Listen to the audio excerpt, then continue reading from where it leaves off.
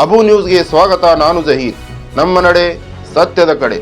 ಗೋವಿಂದಪುರ ಕೊಲೆ ಪ್ರಕರಣ ಮತ್ತೆ 6 ಜನ ಆರೋಪಿಗಳ ಬಂಧನ. ಚಡಚಣ ತಾಲೂಕಿನ ಗೋವಿಂದಪುರದಲ್ಲಿ ಆಸ್ತಿ ವಿವಾದಕ್ಕೆ ಸಂಬಂಧಿಸಿದಂತೆ ಕಳೆದ ಮೇ 29ರಂದು ನಡೆದ 6 ಜನರ ಕೊಲೆ ಪ್ರಕರಣದ ಮುಖ್ಯ ಆರೋಪಿ ಸೇರಿದಂತೆ ಮತ್ತೆ 6 ಜನರನ್ನು ಪೊಲೀಸರು ಗುರುವಾರ ಬಂಧಿಸಿದ್ದಾರೆ.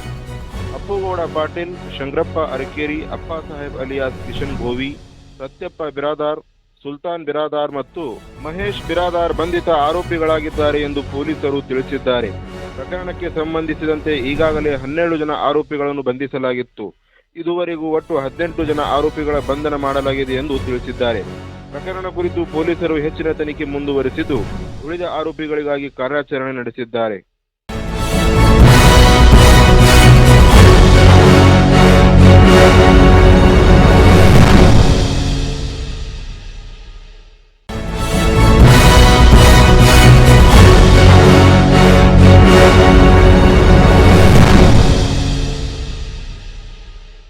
ವಿದ್ಯಾರ್ಥಿಗಳೇ, ಇತ್ತ ಗಮನಿಸಿ.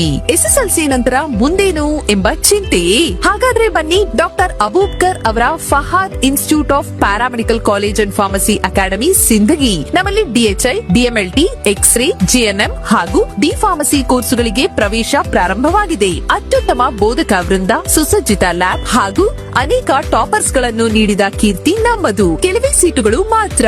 ಹಿಂದೆ ಭೇಟಿ ಕೊಡಿ Fahad institute of paramedical college and pharmacy academy, VRG plaza, bus stand ಹತ್ತಿರ, ಸಿಂದಗಿ. ಕರೆ ಮಾಡಿ 9980791367.